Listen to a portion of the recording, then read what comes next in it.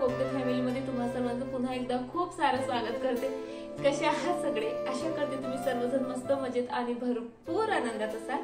So छान तयार झालेली दिसते आहे कारण मी आता जाणार आहे शेगावला आणि आज ना शेगावला जायची एक्साइटमेंट गजानन महाराजांपेक्षा म्हणजे फ्रेंडला भेटायची जास्त आहे कारण माझी फ्रेंड येते आहे नागपूरवरून। सो तिला भेटायला जायचं आहे आणि ही माझी फ्रेंड म्हणजे मला आठवतही नाही आमची फ्रेंडशिप कधी झाली होती आणि कोणत्या वयात झाली होती कारण आम्ही 1ली ते 12वी पर्यंत सोबतच होतो आणि त्यानंतर 1-2 वर्षातच जे आहे ते नागपूरला शिफ्ट झाले। तिकडेच तिचं लग्न झालं आणि सर्व तिकडेच झालं। तेव्हापासून आम्ही भेटलेलोच नाही, बरेच वर्ष कॉन्टॅक्ट मध्येही नव्हतो कारण नंबर वगैरे चेंज झालेत आणि त्यानंतर पुन्हा काही वर्षांपासून कॉन्टॅक्ट मध्ये आलो आणि तेव्हाच चाललं होतं आमचं की भेटायचं। ती मला खूपदा आणि जेव्हा मी नागपूरला होते ना तेव्हा माझ्याकडे तिचा नंबर नव्हता, नाही तर तेव्हा तर आम्ही म्हणजे छान भेटलो असतो, खूप मजा केली असती। पण आज जाते आहे फायनली, आता आम्ही भेटतो आहोत। सो चला तुम्ही पण माझ्यासोबत, तुम्हाला गजानन महाराजांचं दर्शनही घडवते आणि माझ्या फ्रेंडलाही भेटवते। इतकी एक्साइटमेंट आहे ना की मी काय बोलते हेही मला कळत नाहीये।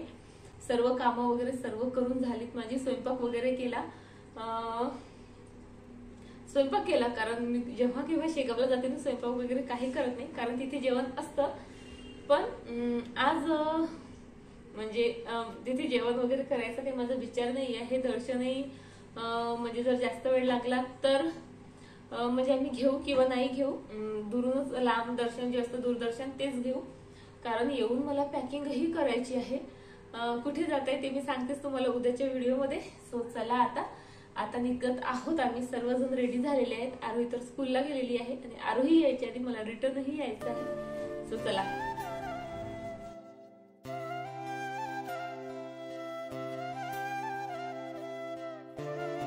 2-3 दिवस झाले सतत आभाळ आहे, त्यामुळे आता दुपारचे बघा 12 वाजून गेलेत पण तरी वातावरण असं ढगाळ आहे आणि त्यामुळे थंडीही अजिबात नाही आणि ऊनही नाही।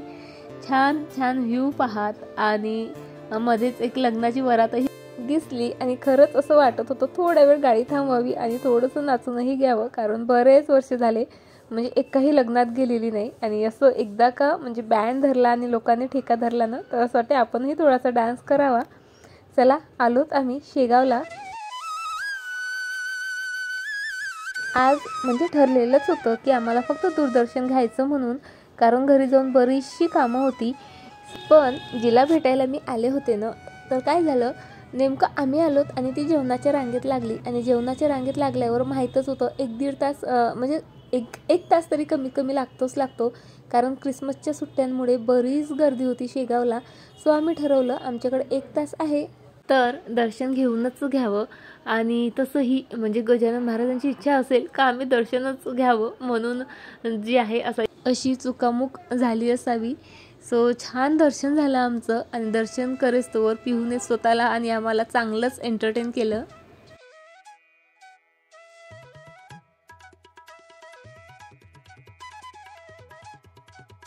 जसं मी आधी बोलले की आमचं दूरदर्शन घ्यायचाच प्लॅन होता, पण खरं सांगू का दूरदर्शन घेतलं असतं ना मनात ती एक खंतच राहिली असती। सो बरंच झालं, चुकामुक झाली, मस्त दर्शन झालं। गादीचं दर्शन मात्र बाहेरनंच घेतलं आणि लगेच मी आली माझ्या फ्रेंडला शोधायला आणि ती भेटलीही। खूप साऱ्या गप्पा गोष्टी केल्या, शूट करण्यावर मी अजिबात लक्ष दिलं नाही कारण आमच्याकडे तसा फारसा वेळ नव्हता, तिलाही पुढचा प्रवास करायचा होता आणि मलाही घरी जाऊन भरपूर पॅकिंग वगैरे कामं होती। शिवाय आरोहीच्या पप्पांचीही एक मीटिंग होती, सो तेही घाई करतील म्हणजे त्यांनी आधीच तसं मला बोललो होतो। सो आम्ही भरपूर गप्पा केल्या आणि कंटिन्युअसली आम्ही हसतच होतो कारण दोघीही आम्ही एकमेकांसाठी किती इम्पॉर्टंट आहोत हे आम्हाला माहीत आहे आणि एकमेकींना पाहूनच आमच्या चेहऱ्यावर एक स्माईल आली आणि गप्पा काय इकडच्या तिकडच्या म्हणजे कुठल्या कुठे काही तारतम्यही नव्हतं। पण तसंही फोनवर नेहमी बोलणं होतंच, पण प्रत्यक्षात भेटून खरं सांगू का सुरुवातीला तर काय बोलावं कळत नव्हतं, म्हणजे एकमेकींकडे पाहतच राहिलो आम्ही किती वेळपर्यंत। आम्ही आधी कसं करायचो दोघीजणी छान तिच्या छतावर जाऊन बसायचो दोघीच आणि भरपूर गप्पा मारायचो आणि आज योगायोगानेही तसंच झालं। म्हणजे आम्ही थोड्या वेळ बसलो सर्वांसोबत आणि लगेचच जे आहे जरा लांब गेलो आणि तिथे दोघी बोलत बसलो आणि तेव्हा ना ती गोष्ट माझ्या लक्षात नाही आली, पण आत्ता जेव्हा मी म्हणजे व्हिडिओ एडिट करते ना तेव्हा माझ्या लक्षात आली की अगदी तसंच घडलं जसं आम्ही पूर्वी करायचो तसं। महाप्रसादासाठी अशा लांबच लांब रांगा लागल्या होत्या. अगदी 3ऱ्या मजल्यापर्यंत आम्हाला चालत यावं लागलं, पण तरीसुद्धा मन अगदी प्रसन्न होतं. आणि या महाप्रसादाबद्दल कायच सांगू तुम्हाला, अगदी पोटभर जेवण होतं. इतकं सात्विक जेवण असतं ना, हे वेगळीच एनर्जी, वेगळीच पॉझिटिव्हिटी आपल्यामध्ये येते. ही माझी ना एक रिक्वेस्ट समजा. तुम्ही अजूनही शेगावला आलेले नसाल ना, तर नक्की एकदा शेगावला भेट द्या. इथला नीटनेटकेपणा, इथली स्वच्छता, सेवाधारी लोकांचा सेवाभाव, इथलं भक्तिमय वातावरण, इथलं जेवण, म्हणजे सर्वच गोष्टींनी तुम्ही ना अगदी भारावून जाल. सो आलोत आम्ही आता घरी. खूप छान, म्हणजे मी तुम्हाला सांगूही शकत नाही, इतकं छान वाटलं मला माझ्या फ्रेंडला भेटून. म्हणजे आम्ही अगदी लहानपणापासूनचे फ्रेंड आहोत. किती वर्ष आम्ही सोबत होतो आणि किती वर्ष झालेत आम्ही भेटलेलो नाही आहोत. आय थिंक मला वाटते 2007-08 पासून आम्ही भेटलेलो. जवळपास 4:30 वाजलेत. थोडी फ्रेश वगैरे झाली आणि आता मला करायची आहे पॅकिंग, कारण उद्या आम्हाला पुन्हा बाहेर गावी जायचं आहे. कुठे जात आहे ते मी उद्या तुमच्यासोबत शेअर करतेच. छान 2 दिवसाचीच जी आहे ट्रिप आहे आमची आणि मस्त मजा करणार आहोत. सो त्याची पॅकिंग करायची बाकी आहे आणखी. म्हणजे सर्व ड्रेसेस वगैरे सर्व सिलेक्ट झालेत आणि बेडवर एका कोपऱ्यात सर्व काढून ठेवलं. फक्त बेडमधनं तेवढी बॅग काढायची आहे आणि पॅकिंग करायचं आहे. आणि स्वेटर्स वगैरे धुवायचे होते, सो ते मी सकाळीच जे आहे धुतले आणि टेरेसवरच नेऊन वाळायला घातलेत, कारण ऊन फार कमी आहे, म्हटलं वाढणार नाहीत. आणि चला आता थोडी स्किन केअर पण करायची आहे. थ्रेडिंग वाळून आहे, थ्रेडिंग पण करायची आहे. मेनिक्युअर पेडिक्युअर करायची माझी इच्छा होती, पण आता फारसा वेळ नाही आहे माझ्याकडे, कारण आता 5 वाजून गेलेत. मला पॅकिंग वगैरे सर्व बाकी आहे माझी. आणि माझं नेहमी म्हणजे बऱ्याचदा असं होते, ऐन वेळेवरच असते सर्व. आदल्या दिवशी करेल म्हटलं तर काल अकोल्याला गेली, आज करेल म्हटलं तर आज शेगावला गेली आणि आत्ताच जो आहे माझ्याकडे वेळ आहे. सो चला आता फार बडबड न करता आधी बेडमधल्या बॅग काढते.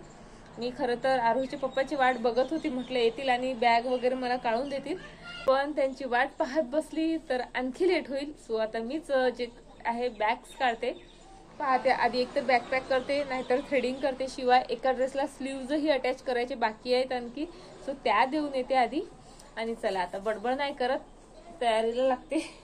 बॅग्सनं म्हणजे खूप महिन्यांपासून म्हटलं तरी चालेल बेडमध्येच होत्या, त्यामुळे त्या आधी मी बाहेर काढल्या आणि छान आधी कोरड्या कपड्याने सर्व धूर काढली. त्यानंतर ओल्या कपड्याने पुसून घेतल्या आणि त्या जरा आता हवेशीर ठेवल्यात मी, म्हणजे सुकूनही जातील. सोबतच जो काही कुबट वास वगैरे येतो ना, तो सर्व क्लिअर होऊन जाईल. आणि आता माझ्याकडे जरा वेळ आहे, सो म्हटलं थ्रेडिंग वगैरे करून घेते. पण त्यापूर्वी मी ड्रेस चेंज केला, कारण म्हटलं केस वगैरे पडतात ड्रेसवर. आणि थ्रेडिंग करण्यापूर्वी मी ॲलोवेरा जेल वगैरे लावते, कारण मी थ्रेडिंग जी आहे रेझरने करत असते. धाग्यानेही मला करता येतं, पण मला ना फार कंटाळा येतो धाग्याने करायचा, कारण ते केस ओढल्या जातात ना, तर माझी स्किन म्हणजे भयंकर सेन्सिटिव्ह आहे, त्यामुळे मला जरा त्रास होतो. सो धागा मी नेहमी स्किप करत असते. आणि हे जे रेझर आहे 4 बीचचं हेच यूज करते. याने सुद्धा मस्त परफेक्ट अशी थ्रेडिंग जी आहे मला तरी करता येते आणि प्रॅक्टिसनेच ह्या सर्व गोष्टी होत असतात. पूर्वी मी थ्रेडिंग जी आहे धाग्यानेच करायची, कारण रेझरनी मला ना तितकीशी करायची प्रॅक्टिस नव्हती. आणि रेझरनी करताना ना हातावर कंट्रोलही फार हवा, नाहीतर म्हणजे कुठे कट लागू शकतात. सो पूर्वी जरा भीती वाटायची, पण आता ना प्रॅक्टिस झालेली आहे. सो रेझरने अशी पटपट म्हणजे अगदी 3 ते 4 मिनिटात माझी पूर्ण थ्रेडिंग, शिवाय अप्पर लिप्स आणि फोरहेड मी सर्व व्यवस्थित क्लीन करते. आणि ना पेनही अजिबात होत नाही. आणि जे आयब्रोजच्या आजूबाजूला स्किन आपली रेड होते किंवा थोडीफार सूज येते, ती सुद्धा होत नाही. सो त्यामुळे म्हणजे मला आता रेझर हाच ऑप्शन जरा म्हणजे माझ्यासाठी तरी एकदम बेस्ट वाटतो. बघा दोन्ही थ्रेडिंग अगदी व्यवस्थित झालेले आहेत. त्यानंतर फोरहेड वगैरे सर्व केलं आणि आता मला हाताला सुद्धा अगदी बारीक असे केस आहेत, सो तेही आता मला क्लीन करून घ्यायचे आहेत. आणि पुन्हा त्यासाठी सुद्धा मी रेझरच यूज करते आहे. व्हॅक्सिंग करते मी बऱ्याचदा, पण फार कमी करते. फारच केस वाढलेले असले किंवा स्किन अशी ब्लॅकिश झालेली असली, काळवंडलेली असली, तर मी व्हॅक्सिंग करते. म्हणजे व्हॅक्सिंग करताना कसं केसांसोबत ती डेड स्किन म्हणा किंवा काळवंडले असलेली स्किन, तर टॅनिंग असलं ते सर्व निघून येतं. तेव्हाच मी 2-3 महिन्यातून एकदा वॅक्सिंग करते, पण 15 दिवसातून जे आहे रेझरने मी अशा प्रकारे जे आहेत सर्व केस व्यवस्थित रिमूव्ह करत असते. आणि हे रेझरनं खरंच वापरायला खूप इझी आहे. कट लागायची अजिबात भीती नसते. फक्त हलक्या हाताने जे आहे हे आपल्याला वापरावं लागतं. आपल्या स्किनवर केसांची दिशा जी असेल ना त्याच्या उलट्या दिशेने जे आहे हे रेझर फिरवायचं असतं आणि अगदी 5 ते 10 मिनिटात हातावरचे पायावरचे सर्व केसनं याने इझिली रिमूव्ह होतात. सो म्हणजे मला जेव्हा केव्हा व्हॅक्स करायचं असतं आणि व्हॅक्स यूज करायचा कंटाळा येतो, कारण व्हॅक्स करताना पुन्हा तेच स्किन खूप ताणल्या जाते, खूप तामझाप करावा लागतो. ॲक्च्युली व्हॅक्स हिटिंग मशीन माझ्याकडे आहे, पण ती पहिल्यांदा क्लीन करा, व्हॅक्स टाका, यूज झाल्यानंतर पुन्हा क्लीन करा. शिवाय मी जीन्सच्या स्ट्रीप वापरते, सो त्या क्लीन करा. बरीचशी कामं असतात. सो त्यामुळे तेही एक कारण आहे की मी व्हॅक्स अवॉइड करते. आणि सेकंड रिझन म्हणजे का जास्त व्हॅक्स केल्यानं आपली स्किन लूज पडते, कारण ती नेहमी ताणल्या जाते. अगदीच जे आहे स्किनसोबत डेड स्किनसोबत आपली चांगलीही स्किन बऱ्याचदा ना त्यामुळे डॅमेज होते. म्हणून मी बऱ्याचदा म्हणजे व्हॅक्स याही कारणाने म्हणजे करत नाही. आणि थर्ड कारण माझी स्किन भयंकर सेन्सिटिव्ह आहे आणि त्यामुळे ते गरम व्हॅक्स हाताला वगैरे लावणं वगैरे हे मला काही योग्य वाटत नाही. सो हेही एक कारण आहे व्हॅक्स स्किप करायचं. आणि सर्वात महत्त्वाचं म्हणजे ना मला कंटाळा येतो. रेझर बरं 5 मिनिटात मस्त हात क्लीन होऊन जातात, ना काही दुखत नाही, ना कट होत नाही आणि काहीच नाही. बघा अगदी 10 मिनिटात माझं सर्वच थ्रेडिंग आणि हाताचं केस वगैरे सर्व रिमूव्ह झाले. त्यानंतर ह्या बॅगाही मस्त सुकल्यात आणि चला आता मी करायला घेते पॅकिंग. आणि खरं सांगू का, इतकं सर्व म्हणजे 4 दिवसाची ट्रिप असणार आहे. 1 दिवस जायचा, दुसरा दिवस यायचा आणि फक्त 2 दिवस मिळणार आहेत आम्हाला फिरायला. तरीसुद्धा ना भरपूर अशा गोष्टी आहेत, ड्रेसेस आहेत का हे घेऊ का ते घेऊ का, भरपूर प्लॅनिंग असतं. कारण बाहेर जातो आपण, फिरायला जातो, सो भरपूर इच्छा असतात हे करायचं ते करायचं. सो ते सर्वच तर काही पूर्ण होत नसतात, पण तरी आपला प्रयत्न असतो जास्तीत जास्त जे आहे छान दिसायचं असतं आणि मजा करायची असते. सो त्या दृष्टीनेच जे आहे मी ड्रेसेस वगैरे घेतलेले आहेत. शिवाय साडीही एक मी घेऊन जाणार आहे. आणि 4 दिवस म्हटलं म्हणजे 4 दिवसाचे 4 ड्रेस प्रत्येकाचे येणार आहेत आणि सोबत इतरही बरंचसं साहित्य असतं. सो त्या सर्वांची प्लॅनिंग जी आहे माझी चालू होती. इथे ड्रेसेसच्या घड्या वगैरे घातल्या, ज्या ड्रेसांना प्रेस वगैरे हवी होती ते सर्व ड्रेस प्रेस वगैरे केलेत. आरोहीचे पप्पांचे ड्रेस तरी बाहेरनंच प्रेस करून आणलेत. बघा ट्रिप छोटी असू द्यात मोठी असू द्यात, पण त्यामागे आपली ना भरपूर प्लॅनिंग असते. तसंच माझंही होतं, डोक्यात बरेचसे विचार होते आणि त्यामुळे ना जरा गोंधळलेलीही होती. पण लगेच म्हटलं सर्व गोंधळनं डोक्यातनं काढून टाकला.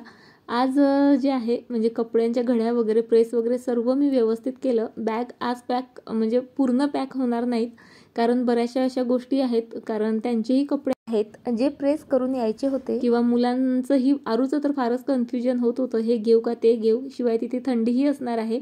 सो तिने 1-2 असे फ्रॉकही काढले, नंतर रिजेक्टही केले आणि बऱ्याचशा गोष्टी असतात. आज काही पूर्ण पॅकिंग होईल असं मला वाटत नाही. आणि तसंही बघा म्हणजे ट्रिप एका दिवसाची असू द्यात, 2 दिवसाची असू द्यात की एका आठवड्याची असू द्यात, जोपर्यंत आपण घराच्या बाहेर पडत नाही ना तोपर्यंत आपण काही ना काही विसरतोच आणि आपली पॅकिंग ही काही पूर्ण होत नसते. आणि सोबतीला माझा छोटा हेल्पिंग हँड आहेच. आजच जे आहे जास्तीत जास्त पॅकिंग करायचा मी प्रयत्न करते, म्हणजे उद्या मला फारसा लोड येणार नाही. सो चला आता जेवढी होईल तेवढी पॅकिंग करायचा मी इथे प्रयत्न करते आणि व्हिडिओ इथे संपवते. तुम्हाला आजचा व्हिडिओ आवडला असेल अशी अपेक्षा करते. व्हिडिओ आवडला असेल तर प्लीज व्हिडिओला लाईक शेअर करा. चॅनलला सबस्क्राईब केलेलं नसेल तर प्लीज डू सबस्क्राईब. आणि हो छान कमेंटही करा. मी तुमच्या कमेंटची खरंच आतुरतेने वाट पाहत असते. सो चला तर मग भेटू उद्या पुन्हा अशाच एका छान व्हिडिओसोबत. तोपर्यंत स्वतःची काळजी घ्या. बाय, टाटा.